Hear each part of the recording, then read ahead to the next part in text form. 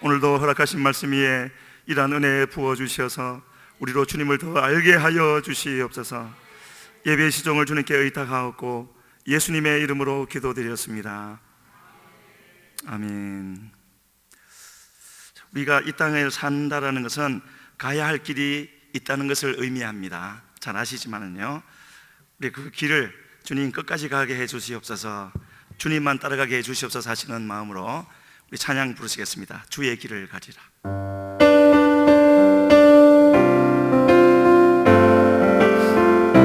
비바람이 앞길을 막아도 나는 가리, 주의 길을 가리. 눈보라가 앞길을 가려도 나는 가리, 주의 길을 가리. 비바람이 앞길을 막아도, 비바람이 앞길을 막아도 나는 가리, 주의 길을 가리. 눈보라가 앞길을 가려도 나는 가리, 주의 길을 가리. 아멘. 이 길은 영광의 길, 이 길은 승리의 길. 나를 구원하신 주님이 십자가 지고 가신 길, 나는 가리라. 주의 길을 가리라. 주님 말 자칫 따라 나는 가리라.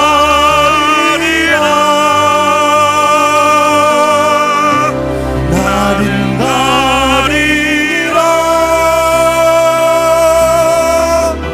주의 길을 가리라.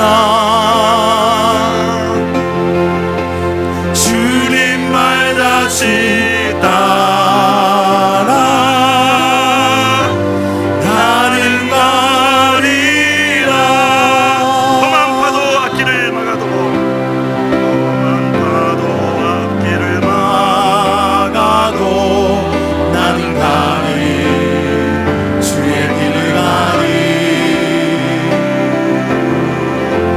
오직 바람 앞길을 가려도 나는 가리, 주의 길을 가리. 이 길은 고난의 길, 이 길은 생명의 길. 나를 구원하신 주님이 십자가 지고 가신 길, 나는 가리라. 주의 길을 가리라. 주님 말 자칫 따라 나는 가리라.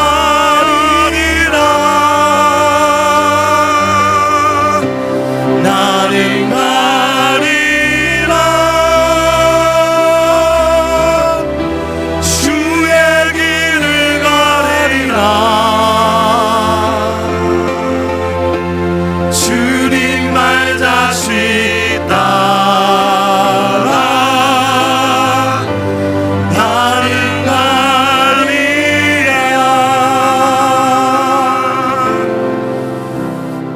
아멘.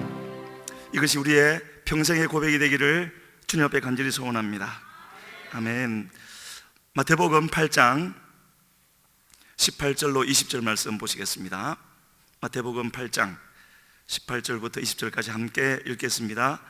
예수께서 무리가 자기를 애워 싸는 것을 보시고 건너편으로 가기를 명하시니라. 한 서기관이 나와 예수께 아뢰되 선생님이여 어디로 가시든지 저는 따르리이다. 예수께서 이르시되 여우도 굴이 있고 공중의 새도 거처가 있으되 인자는 머리 둘 곳이 없다 하시더라. 아멘. 지금은 은혜의 때입니다. 아멘. 그런데 은혜의 때라고 말을 하는데 이렇게 나라가 어수선하고 그런데 무슨 은혜의 때인가 라고 말을 하실 분 있을지 모르겠는데요, 그렇기 때문에 은혜의 때입니다. 무슨 뜻인가요? 하나님의 은혜가 아니면 안 되는 바로 그때가 진짜 은혜의 때인 거죠. 그래야 하나님께 은혜를 구하게 되고 그런 간절한 마음으로 구해야 하나님의 은혜가 주어지기 때문에 바로 이와 같은 때가 진짜 하나님의 은혜의 때가 되어지는데, 바로 그렇기 때문에 모두에게 은혜의 때가 되는 것은 또 아니지요. 왜냐하면 그 은혜가 무값이지만 실제로 모두에게 또 주어지는 것은 모두에게 주어지지만 모두가 받는 것은 아니기 때문에 그렇습니다. 그래서 이와 같이 은혜의 때에 은혜는 그냥 주어지는 것이지만 그러나 반드시 그 받을 사람들은 해야 할 일이 있는 거죠. 소나기가 내릴 때 모든 장독대에 물이 차는 것은 아니지 않겠습니까? 어떤 장독대에 채워지나요? 뚜껑이 열려 있어야 되죠. 뚜껑 여는 게 우리의 할 일입니다. 나는 절대로 받지 않겠어, 홍수가 나도 내 안에는 안 돼 하고 뚜껑을 닫아두면 안 되는 거죠. 그래서 우리가 봐야 할 성경 구절이 한 구절이 있는데, 스가랴서 10장 1절 말씀 같이 한번 보겠습니다. 같이 읽습니다. 봄비가 올 때에 여호와 곧 구름을 일게 하시는 여호와께 비를 구하라. 무리에게 소낙비를 내려서 밭의 채소를 각 사람에게 주시리라. 우리가 하나님 말씀을 읽을 때 그냥 그렇구나, 물론 하나님 말씀이니까 그대로 믿으면 되지만 의미를 생각해 볼 필요가 있죠. 금방 읽으신 스가랴 10장 1절에 봄비가 올 때에 그랬습니다. 봄비가 올 때가 되었으면 오겠잖아요. 곧 올 텐데, 그런데 그때 뭐 하라고요? 구름을 일게 하시는 여호와께 비를 구하라고요. 비 안 올 때면 그렇게 해야 되겠지만 비 올 때인데 왜 구름을 일게 하시는 여호와께 비를 구하라 하십니까? 바로 그 사람이 그 내리는 비의 주인공이 되는 거죠. 모두 이 땅에 전부 그 비가 내리겠지만 바로 이렇게 구하는 것이 우리 장독의 뚜껑을 여는 겁니다. 그래서 그렇게 비를 받으면 무슨 일이 있을 것이라고요? 밭의 채소를 각 사람에게 주실 것이라고, 우리에게 필요한 것, 나눠줄 수 있는 것을 주신다고 말씀을 하고 있는데, 이 말씀의 주인공이 되는 우리 해운대 순복음교회 모든 성도님들과 저가 되기를 주님 앞에 간절히 소원합니다. 그래서 이제 하나님의 봄비 같은 은혜를 주실 때가 되었었는데, 우리는 그 하나님께, 구름을 일게 하시는 하나님께 이제 비를 구해야 되는데, 사실 이 말씀은 성경에 기록되어져 있는 말씀이기도 하지만 전 세계적으로 많은 주의 종들을 통하여서 이 말씀을 하고 있는 것을 보게 됩니다.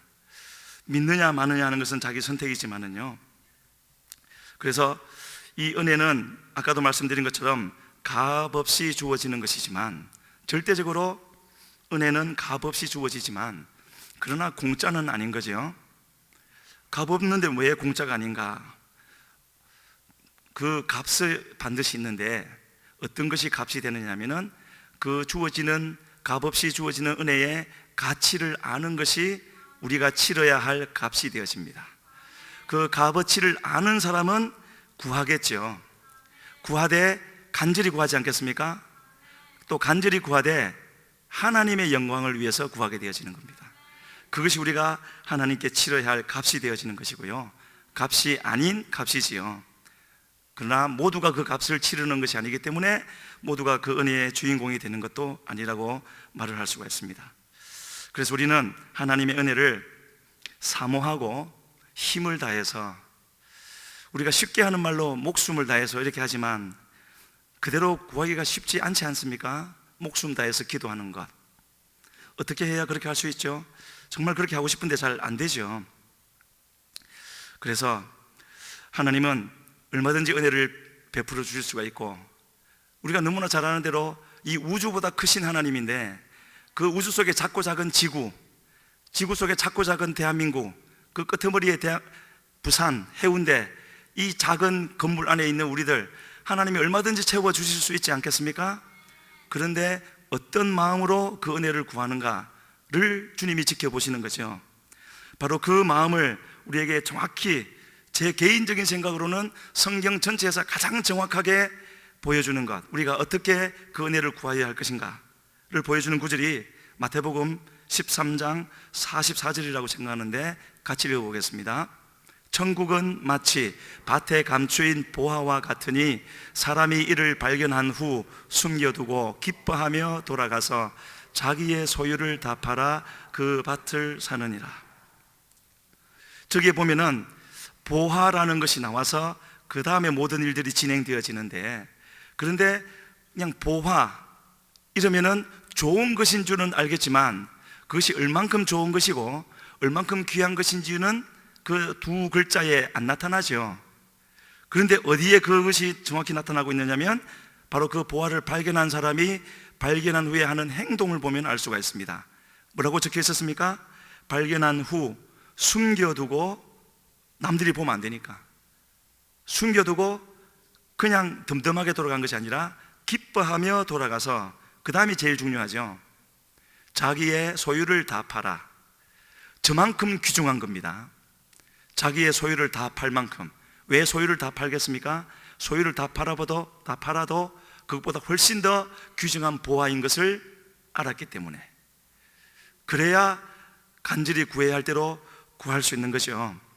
힘을 다하여서, 목숨을 다하여서 구한다고 할 때 그런 의미가 담겨져 있는 겁니다.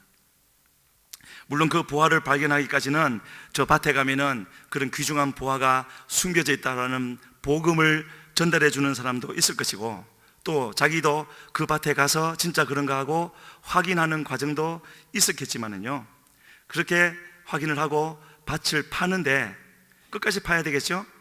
한 5cm 파면 나오도록 묻어두지는 않았지 않겠습니까? 깊이 깊이 묻어두었을 것이고, 그래서 파고 파다가 삽 끝에 뭔가 쿵 하고 흙이 아닌 뭔가가 부딪히는, 있구나 하는 것을 알려주는 뭔가가 있고, 마침내 열어서 그 안에 무엇이 있는지를 보고 나면 그때부터는 옆에서 누가 너 빨리 가서 기뻐하며 돌아가서 모든 소유를 다 팔아 라고 말하지 않아도 자기가 그렇게 하는 거죠. 그 발견하고 복음을 듣고, 아직 발견했지만 그 자기 것이 아니죠. 어떤 사람은 발견만 하고 그것이 다 된 줄 알고 그냥 덮어놓고 가는 사람도 있는데, 그거는 아는 것으로 그치는 것이죠. 반드시 내 것으로 만들어야 되는데, 바로 내 것으로 만드는 과정이 조금 전에 우리가 읽었던 발견한 후 숨겨두고 기뻐하며 돌아가서 자기의 소유를 다 팔아, 거기에 나오는 것이죠. 그래서 이러한 성령의 역사의 주인공이 되는 사람들에게는 바로 이와 같은 공통점, 시대와 장소를 막론하고 이런 공통점이 있다는 것을 알 수가 있는데, 지금 우리가 무슨 일이 있어도, 무슨 수를 써서라도 지금 우리 예배 드리는 우리가 하나님 앞에서 발견해야 될 보화가 있다면 어떤 것이겠습니까? 말씀에 능통해져서 설교를 잘하고 말씀을 잘 가르치고, 그래서 많은 사람들이 주님을 알게 되고 돌아오게 되는 그러한 은사이겠습니까? 정말로 필요한 것입니다. 주님의 일을 할 사람이라면 직분에 관계없이 누구나 이런 은사를 받아서 잘 감당해야 되겠지요. 바울 사도는 에베소 교회를 세울 때 2년 훨씬 넘도록 매일같이 많은 시간을 이렇게 말씀을 잘 전함으로 온 아시아의 복음이 전파되게 되었고, 큰 교회가 거기 세워졌다고 말하고 있지 않습니까? 비록 2년 후에 바울 사도는 거기를 떠났지만 이 에베소 교회가 그렇게 서 있음으로 인하여서 그 지역에 또는 다른 나라에까지 미치는 영적인 영향력이 얼마나 컸겠습니까?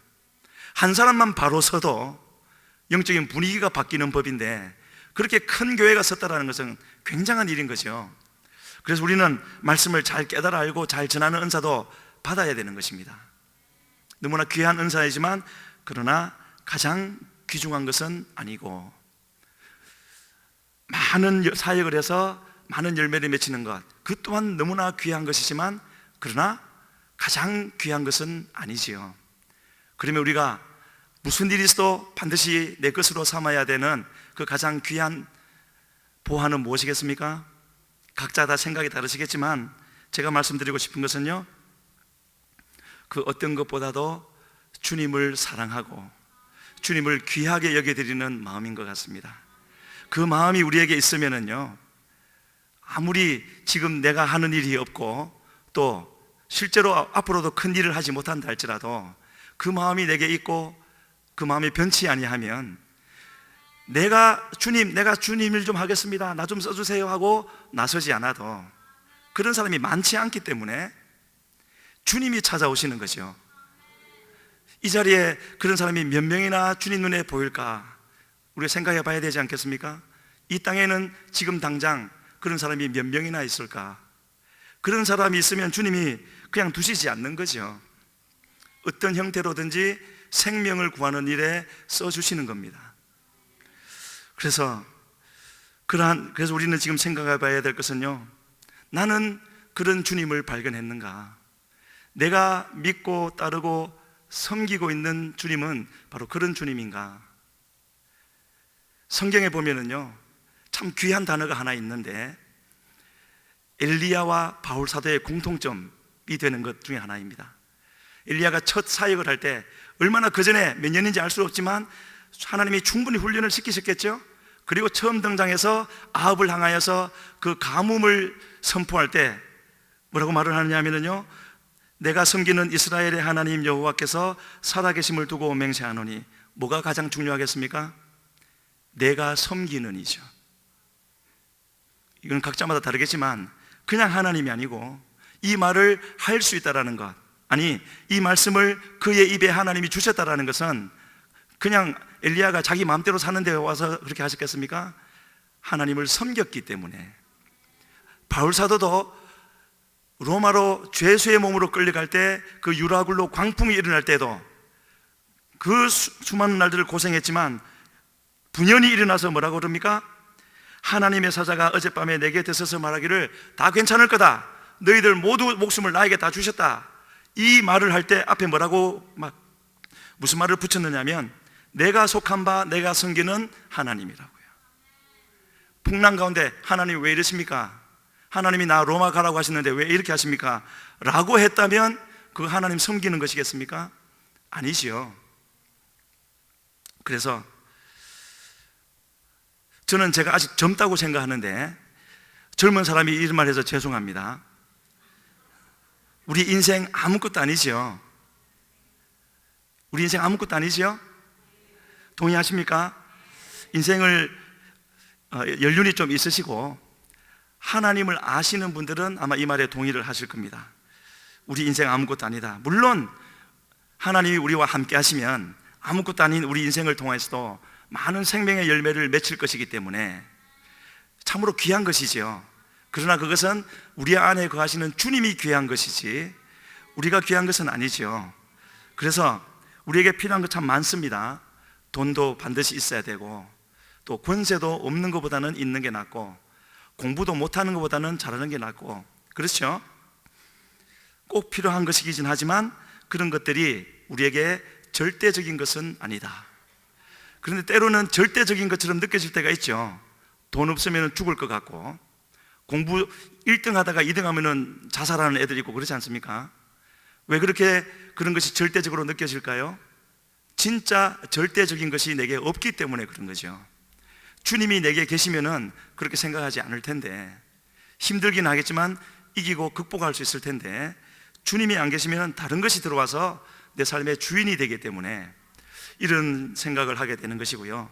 그래서 다 아시는 말씀이지만 예수님이 우리의 전부이시고, 예수님이 우리의 생명이시고, 예수님이 우리의 모든 것이시죠. 그래서 우리는 가장 귀한 것, 예수님을 무슨 일이 있어도 붙잡고 가야 될 줄로 믿습니다.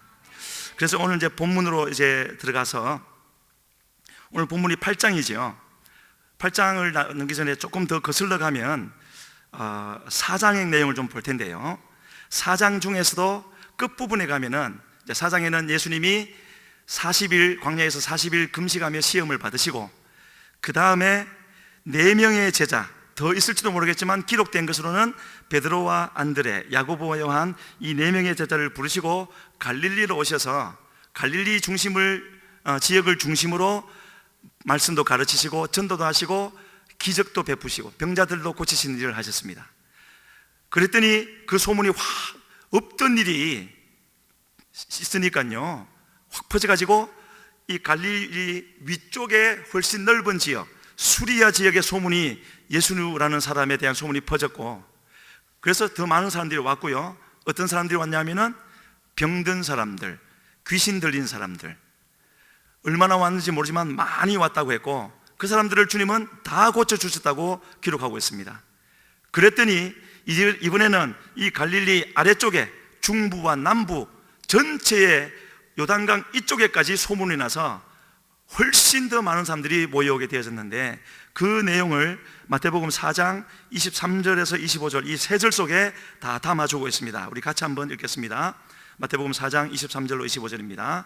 예수께서 온 갈릴리에 두루 다니사 그들의 회당에서 가르치시며 천국 복음을 전파하시며 백성 중에 모든 병과 모든 약한 것을 고치시니 그의 소문이 온 수리아에 퍼진지라. 사람들이 이 모든 앓는 자 곧 각종 병에 걸려서 고통당하는 자, 귀신 들린 자, 간질하는 자, 중풍병자들을 데려오니 그들을 고치시더라. 갈릴리와 데가볼리와 예루살렘과 유대와 요단강 건너편에서 수많은 무리가 따르니라. 처음에는 갈릴리였죠. 그 다음엔 수리아, 그리고 25절에 보면은 갈릴리 다음에 데가볼리라는 곳이 나오는데, 이거는 한 도시가 아니고요, 데카폴리스, 데카는 10개고 폴리스는 도시입니다. 요단강이 이렇게 있으면 그 갈릴리 호수 아래쪽에 길르앗산이 있죠. 거기를 중심으로 이렇게 넓은 지역에 10개 도시가 퍼져 있는데 거기를 다 포함하는 겁니다. 그리고 예루살렘과 유대와 요단강 건너편에서 수많은 무리가 왔다고요. 그렇게 모여온 사람들을 대상으로 예수님이 산에 올라가셔서 말씀을 가르치셨는데, 그게 산상수훈이죠. 그 산상수훈이 5, 6, 7장 그렇게 진행되고, 그리고 오늘 본문에 있는 8장에 오게 되어지는데, 이 산상수훈을 가르치신 후에 예수님이 8장에서 가장 먼저 하신 일은 다시 병 고치는 일이었습니다. 첫 번째, 나병 환자를 고쳐주셨고, 또 백부장의 하인 중에 중풍병 걸린 자를 고쳐주셨고, 베드로의 장모도 고쳐주시고, 그 뒤에는 많은 병자들과 귀신 들린 자들 고쳐주셨다고 되어져 있는데, 우리 하나님의 이름에는 라파라는 이름이 있죠. 그 이름이 언제 주어졌습니까? 출애굽기 15장, 그러니까 마라의 쓴물을 단물로 고쳐주신 후에 하나님 그렇게 말씀하시죠. 나는 너희를 치료하는 여호와임이라. 물을 바꿔주시는 그 정도를 말씀하시기 위해서 그 일을 행하신 것이 아니라 치료하는 여호와, 하나님의 말씀을 잘 듣고 따르면 애굽에서 있었던 모든 병들을 없게 해줄 것이라고 그렇게 말씀을 하셨습니다. 그래서 예수님이 산상수훈을 하시고 처음 하신 이 치료의 사역은, 하나님은 우리를 치료해 주시는 분, 육신의 병뿐만 아니라 우리의 마음의 문제, 우리 환경의 모든 문제도 치료해 주시는 그런 하나님인 것을 보여주셨고요. 이 사역을 했을 때 이미 많은 사람들이 따르고 있었지만 아마도 더 많은 사람들이 왔던 것 같습니다. 그렇게 성경이 말을 하고 있고, 그렇게 많은 사람들이 몰려들 때 참 우리가 보기에는 이상한 결정을 한 가지 하십니다. 만약에 제가 지금 말씀을 전하고 있으니까 이렇게 말을 전했는데, 그것을 듣고 지금 여기 계신 뭐 백수십 명이 아니라 수천 명이 왔다고 치면은 어떻게 해야 되겠습니까? 빨리 사람들을, 일꾼들을 세워서 그걸 뭐라 그러죠? 새신자 카드를 쓰게 하고 이렇게 배치를 하고 그렇게 해야 되지 않겠습니까? 그게 교회를 세우는 일이니까요. 그런데 예수님은 그렇게 하지 않으시고요, 그렇게 사람들이 오는 것을 보고 뭐라 그러셨냐면은 그 사람들을 피해서 저 바다 건너편으로 가자, 그렇게 말씀하셨습니다. 그렇게 따르는 사람들 놔두고요. 왜 그렇게 하셨을까? 이렇게 하신 주님의 그 결정은 주님의 일을 할 모든 주님의 일꾼들에게 중요한 말씀을 한 가지 주시는 거죠.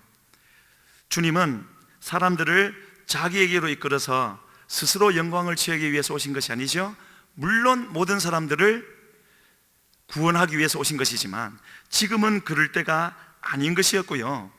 예수님은 이 땅에 계실 동안에, 육신을 입고 계실 동안에는 철저히 아무 힘없는 인간이기로 하셨고, 그리고 그 말은 곧 성령을 온전히 의지하여서 또 오직 하나님의 뜻이 있을 때만 움직이시기로 그렇게 하셨던 분이지요.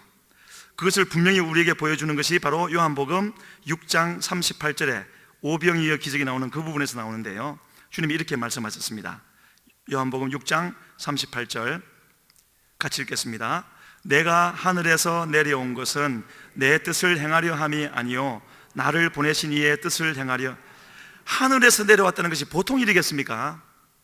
우리보다 훨씬 못 사는 나라에 선교 여행 가는 것도 큰 맘 먹고 가지 않습니까?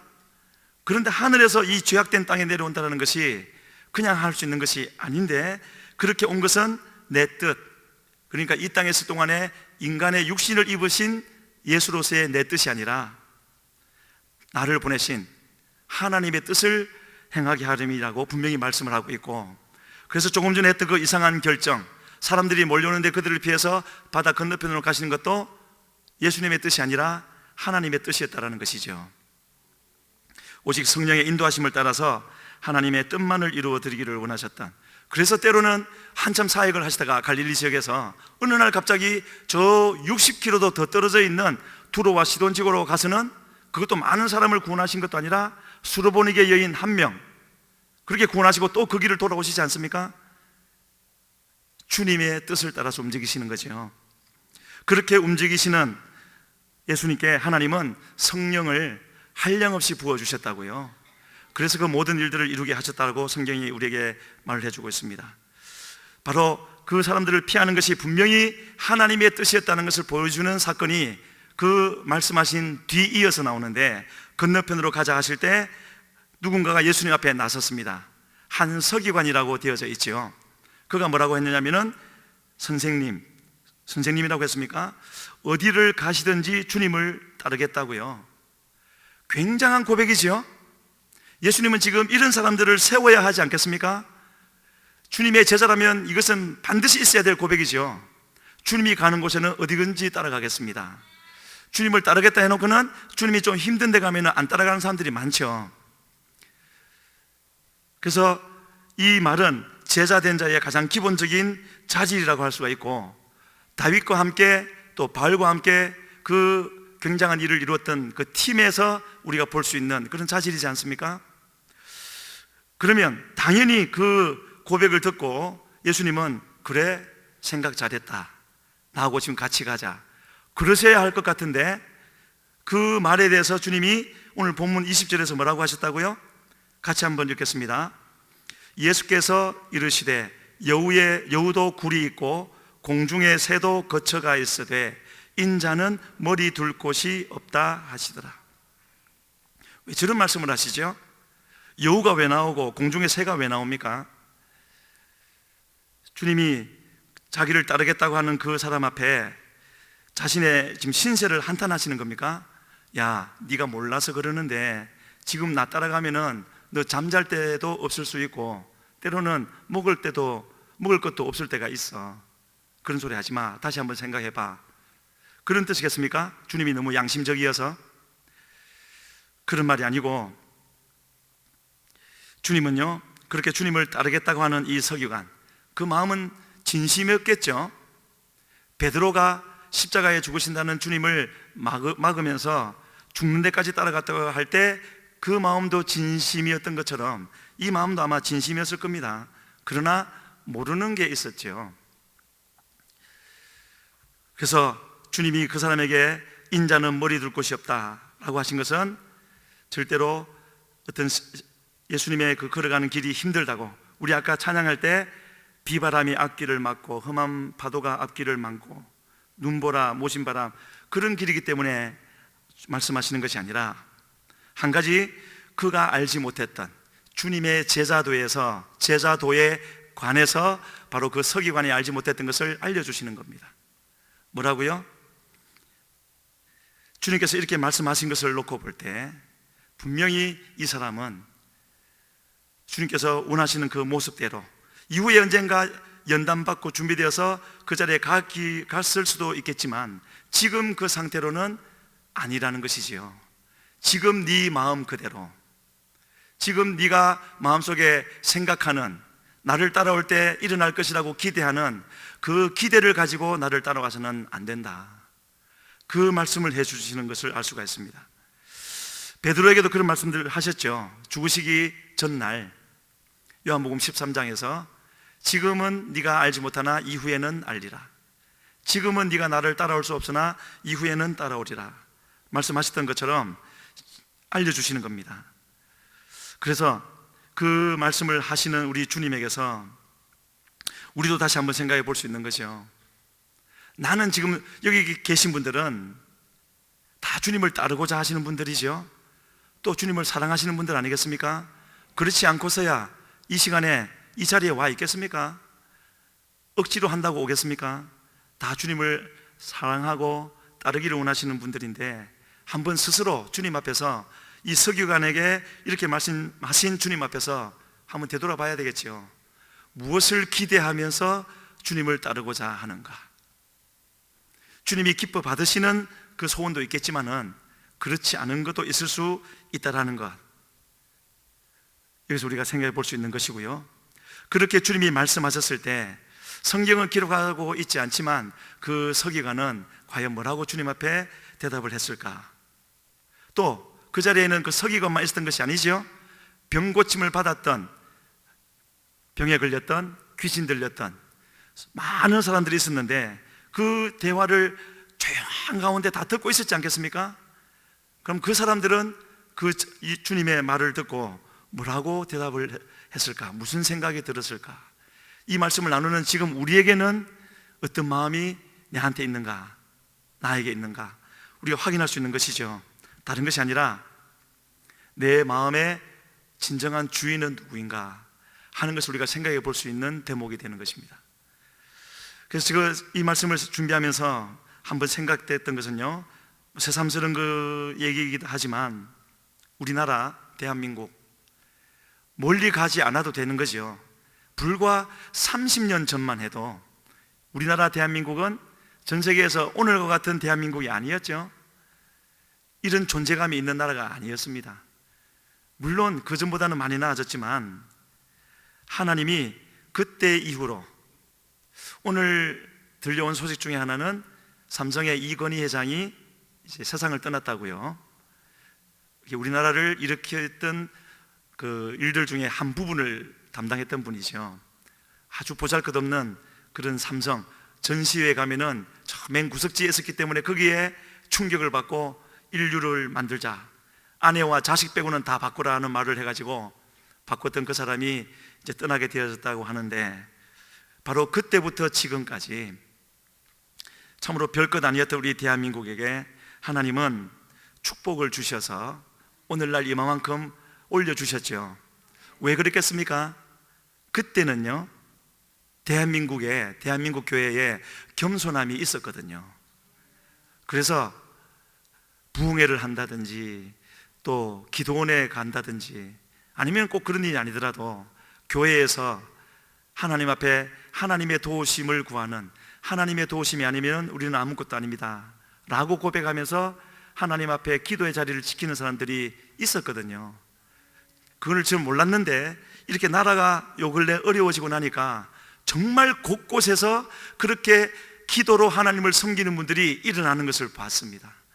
저런 분들이 있었기 때문에 우리나라를 하나님이 축복하셨구나 하는 것 느끼게 되어졌는데, 그렇게 하나님이 축복하셔서 이렇게 높여주셨는데요, 그러나 그 주신 축복들을 다 받을 준비가 되지 못했는지, 아니면 믿음이 변했다고 하는 것이 맞겠지요. 바꾸고 말해서 오늘 본문을 놓고 우리가 생각한다면은 우리 대한민국과 대한민국 교회는요, 지금 모습으로는 주님이 머리 둘 곳이 없는, 주님이 찾아오셔서 함께 거하실 수가 없는 그런 곳이 되어진 것이 아니겠는가. 우리 자신들의 모습인 거죠. 저 큰 교회가 그래. 그게 아니죠. 우리 한 명 한 명이 그런 것입니다. 그것을 돌아볼 수 있는 우리가 되기를 주님 앞에 간절히 소원합니다. 그래서 우리 교회는 다른 데 말할 것 없이 우리 해운대 순복음교회는 또 이 자리에 계신 우리 성도님들, 또 온라인으로 예배 참석하시는 우리 모든 성도님들, 나는 내 심령은 주님이 찾아오셔서, 주님이 먼저 찾아오셔서 주님의 거처를 함께 하실 수가 있는 주님의 머리 둘 곳, 얘야 내가 좀 쉬어가야 되겠다. 성경에 그런 곳이 있었죠. 자주 들리셔서 쉬어 가시고 주무시고 가시고 식사하고 가시고 했던 집, 마리아와 마르다와 나사로의 집이었죠. 거기는 부자도 아니었을 것 같고 세 남매만 살아서 그렇게 집이 클 것 같지도 않은데, 그러나 그 집은 주님이 언제든지 편안하게 갈 수 있는 곳이었고, 찾아가면 환영해 주는 곳이었고, 아마도 모르지만 주님이 뭐를 좋아하시고 뭐를 싫어하는지 알아서 준비하고 있는 곳이 아니었을까, 그렇게 생각하게 되어집니다. 그래서 예수님은 복음서에 보면은 참으로 그런 장면들을 많이 보여주셨습니다. 무리들과 있을 때는 말씀은 하셨지만 비유로 말씀하시고 하셨는데, 그 뒤에 따로 제자들과 함께 있을 때는 그 비유의 뜻을 풀어서 설명하시는, 밖에서는 말 못할 것을 그 사람들과 있을 때는 말씀해 주실 수가 있는, 이거는 우리가 성경을 읽을 때 또 지금도 마찬가지일 것이고, 기도할 때 우리에게 하나님이 말씀을 가르쳐 주실 수 있는 그거를 지금 말씀드리는 겁니다. 우리의 심령이 주님이 함께 하실 수 있는 심령이 되어져 있으면 다른 사람에게는 알려주시는 못하는 것이라도 그 사람에게는 알려주시는 거죠. 주님의 머리 둘 곳이 있는 심령을 가진 사람. 그래서 오늘 우리는, 나는, 또 우리는, 우리 교회는 예수님의 거처가 될 수 있는, 예수님이 오셔서 쉴 수가 있는 그런 곳이 되어졌는가, 그것을 우리의 기도 제목으로 삼아야 되겠고요. 그것이 얼마나 중요한 일이었던지 예수님은 잡히시기 전날 밤 마지막 유언으로 하신 말씀 중에 요한복음 14장 23절에서 어떤 사람과 거처를 함께 하실 것인가를 말씀해 주신 것이 있습니다. 같이 읽겠습니다. 예수께서 대답하여 이르시되 사람이 나를 사랑하면 내 말을 지키리니 내 아버지께서 그를 사랑하실 것이요 우리가 그에게 가서 거처를 그와 함께 하리라. 끝에 분명히 말씀하셨죠. 거처를 그와 함께 하리라. 누가요? 우리가 누구죠? 삼위 하나님이죠. 삼위 하나님이 가서 우리가 가는 게 아니라 하나님이 우리에게 오셔서 거처를 함께 하신답니다. 어떠할 때예요? 우리가 주님을 사랑할 때. 그 사랑은 어떻게 나타난다고 말씀하고 있습니까? 내 말을 지키는, 주님의 말을 지킴으로 우리 안에 있는 주님을 향한 사랑을 표현하면, 물론 사랑함이 있으면 표현 안 해도 아시지만 그 사랑이 있으면 나타나게 되는 것이지요. 주님은 이처럼 우리 인생 안에 별것 아닌 질그릇 같은 우리 인생 속에 들어와 살기를 원하시는 분이신데, 왜 그렇게 하시지요? 그런 질그릇 같은 우리의 삶을 통해서 우리에게 생명을 충만히 부어주심으로 넘치게 하셔서 다른 사람에게 흘러가게 하기 위함인 것이죠. 그렇게 할 사람이 없는 것이 문제인 것이고, 그런 일에 우리를 써주실 때 우리는 쓰임만 받고 아무런 이득이 없겠습니까? 분명히 있다고 요한복음 15장 11절에서 말씀하십니다. 14장과 15장은 같은 자리에서 하신 말씀이죠. 같이 읽겠습니다. 내가 이것을 너희에게 이름은 내 기쁨이 너희 안에 있어 너희 기쁨을 충만하게 하랴. 하나님께 쓰임을 받으면, 하나님의 생명이 우리에게 부어지고 채워지고 흘러가면 가장 기뻐할 사람이 우리인 것이죠. 우리는 충만하고 흘러가는 것이니까요. 다른 사람이 은혜를 받고 구원을 받고 하는 것은 우리가 할 일이 아니지 않습니까?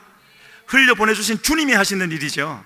왜냐하면 흘러가는 그 은혜가 곧 주님이시기 때문에 우리는 부어주시는 그 은혜로 인하여서 기뻐하고 있으면, 감사하고 있으면 다른 사람의 구원에 관한 것은 하나님이 하시는다고 여기서 말씀하고 있는 겁니다. 그래서 우리는 그런 기쁨이 충만히 있을 때야 비로소 우리에게 주어진 주님의 길을 끝까지 갈 수 있는 것이죠. 우리 힘으로 갈 수 있는 것이 아니지 않겠습니까? 그래서 이 땅에 있는 하나님의 교회는, 특히 우리 해운대 순복음교회는 이 과업을 반드시 이루어야 될 줄로 믿습니다. 주님의 머리 둘 곳이 되어드리는 것, 돈 드는 일이 아니지 않겠습니까? 그러나 우리의 마음을 드려야 됩니다. 다 드려야 됩니다. 조금만 드려서는 안 되고요, 다 드려야 되기 때문에 그렇게 할 수 있는 사람이 많지 않은 것 같습니다. 그래서 우리의 삶 속에, 우리의 지금 드리는 이 예배에도 예수님을 모셔드리는 이것이 가장 급한 일이라고 할 수 있고요, 주님이 우리에게 바라시는 것이 있다면 교회에서 하는 그 음악이 멋지기를, 물론 음악 잘 준비되고요, 잘 준비되었으면 하나님이 놀랍게 쓰실 수가 있지만 그냥 음악이 멋지고 설교 현란하게 멋지게 하기를 바라시는 것이 아니라 예수님이 함께 할 수 있는 그런 곳이 되기를 바란다는 것, 우리가 마음속에 또 새기고 또 새겨서 그런 은혜를 끝까지 누릴 수 있는 우리 모두가 되기를 주님 앞에 간절히 소원합니다. 그래서 주님은 이 교회는 반드시 주님과 연합되어져야 할 것을 말씀하셨는데 로마서 6장 4절과 5절에서 그것을 분명히 말씀해 주고 있습니다. 같이 읽겠습니다. 그러므로 우리가 그의 죽으심과 합하여 세례를 받음으로 그와 함께 장사되었나니 이는 아버지의 영광으로 말미암아 그리스도를 죽은 자 가운데서 살리심과 같이 우리로 또한 새 생명 가운데서 행하게 하려 함이라. 만일 우리가 그의 죽으심과 같은 모양으로 연합한 자가 되었으면 또한 그의 부활과 같은 모양으로 연합한 자도 되리라. 로마서 6장 전체가 주제가 연합이지만은요, 여기서 분명히 말씀하시고 있죠. 예수님과 같은 모양으로 부활, 우리가 바라는 게 그거죠. 근데 그러려면 뭐가 있어야 된다고 말씀하고 있습니까? 예수님과 같은 모양으로 죽어야 된다고요. 죽어야 부활하지 않겠습니까? 살아있는 자가 부활하는 거 보셨습니까? 우리가 죽지 않으면 주님의 부활이 주어지지 않는 거죠. 그래서 이 죽음을 두고 주님이 뭐라고 말씀하시는 거냐면은 너희는 내 안에 거하라. 주님 안에 거하는 것은 죽는 거죠. 육신이 죽는 거죠. 이전의 삶이 다 죽는 거죠. 이전에 가지고 있던, 구원받기 전에 주님을 알기 전에 가지고 있던 우리의 생각, 우리의 감정, 우리의 의지 다 죽는 거죠. 안 죽으면 안 됩니까? 안 죽으면 못 들어가죠. 주님 안에. 주님이 우리 안에 들어오실 수가 없는 거죠. 어떤 의지, 어떤 생각, 어떤 감정을 말하겠습니까? 뭐 여러 가지가 있겠지만 나를 나타내려는 마음, 주님보다 나를 앞세우는 마음. 누가 나를 앞세우겠다고 말을 하겠습니까마는 그러나 실제로는 그런 일들이 많이 있는 거죠. 내가 알면서도 그렇게 하고 모르면서도 그렇게 할 때가 있는 거고, 또 이 세상에서 하나님은 우리가 이 세상에서 행복하고 멋지게 살기를 원하시는 분입니다. 그래서 많은 것을 채워줄 수가 있는 분이죠. 하지만 그것이 목적이 되어서는 안 되는 것이죠. 그래서 그런 마음들이 아직도 남아있다면 주님은 그것을 깨트리시는 분이시고, 그것을 두고 성경이 뭐라고 하십니까? 겉사람이 죽어야 할 것이라고요. 근데 참 이상한 것은 사람들은요, 저 포함해서 우리도 언제든지 그럴 수 있습니다. 귀중한 것은 향유인데 향유보다 옥합을 더 귀중하게 생각하죠. 옥합이 멋지면 우와 그렇게 하지 않습니까? 옥합은 겉사람이고 귀중한 것은 속사람, 향유인데 주님이 만들어주신 것, 그 향유가 밖으로 흘러나와야 향기를 퍼치는 것이고 그 향기를 맡은 사람들이 살게 되어지는데 절대로 내 옥합을 깨트리지 않으려고 하는 거죠. 내가 남들보다 나은 것, 이거는 사람마다 다 다르기 때문에 어떤 것이라고 말을 할 수는 없겠지만 옥합이 좋으면은 우리 스스로 그렇게 생각하는 겁니다. 나는 남들보다 나은 사람이구나. 그런 마음으로 있어서는 하나님 쓰실 수가 없는 거죠. 그 옥합이 좋은 것이 하나님의 일을 할 수 있는 준비가 된 것이라고 우리는 절대 생각해서는 안 되는 것이고요. 기꺼이 우리에게 있는, 내게 있는 옥합을 깨트려 드릴 때 그 속에 있는 주님이 창조해 주신, 새 창조해 주신 그 향유가 흘러나와서 하나님의 뜻을 이루어 드릴 줄로 믿습니다. 그래서 오늘 우리는 주님 앞에 응답해야 될 줄로 믿습니다. 내 삶이, 우리 가정이, 우리 교회가 다른 것 못한다 할지라도 주님의 머리 둘 곳이 되는 그런 곳이 되어 드리기를, 날마다 주어지는 하루하루에 다른 큰일 하지 못한다 할지라도 주님의 부활, 주님의 죽음과 먼저 연합하고, 그리고 또 허락해 주실 때 주님의 부활과 연합해서 우리 주님의 살아계심을 나타낼 수 있는 그런 우리가 되기를 우리 마음에 결단해야 될 줄로 믿습니다. 이것이 원래 하나님이 결정해 주신, 정해 주신 교회의 정체성인 것이고요, 이것이 있으면은 어떠한 것도 문제가 되지 않을 것이고, 그러나 아무리 상황이 좋은 것 같다 할지라도 이 정체성을 잃어버리면은 모든 것이 문제를 향해서 가게 되는 것이죠. 그래서 주님은 우리를 구원하시고 이 땅에 두신 것은요, 물론 사명을 감당하기 위해서, 이 표현도 있지만은요, 그 사명을 감당한다는 말을 우리 편에서 생각하면 어떤 것이겠습니까? 최고의 삶을 살게 해주시는 거죠. 얼마나 저는 오늘 평소에도 감사했지만 오늘 감사하고 또 감사했습니다. 이 귀한 제단에 서서, 이 귀한 주님의 사람들 앞에 서서 하나님의 그 말씀을 전할 수 있다는 것, 돈을 써서 할 수 있는 일이겠습니까? 이런 일에 써주시는 것, 최고의 삶을 살게 해주시는 거죠. 이런 최고의 삶을 살게 해주시려고 우리를 이 땅에 두시고, 그러면서 또 생명의 역사도 이루게 하시는 것이 우리 주님이신데, 그러한 주님을 우리는 전적으로 신뢰해드리고, 어떤 과정으로 인도하시든지 전적으로 신뢰해드리고, 전적으로 믿어드리고, 전적으로 의지해드려서 우리를 위하여서 예비하신 그 모든 은혜와 생명과 좋은 것들을 누리고 전할 수 있는 그런 우리가 되어야 될 줄로 믿습니다. 그런 마음을 가지고 있으면은요, 주님이 계신 곳과 우리가 있는 곳은 아주 멀 수도 있겠지만 즉시로 주님은 감지하시고 통촉하시고 그 마음속에 찾아오시는 거죠. 그런 마음의 보좌를 이룬 사람이 많지 않기 때문에 지금도 주님은 이 땅을 향해 보지 않겠습니까?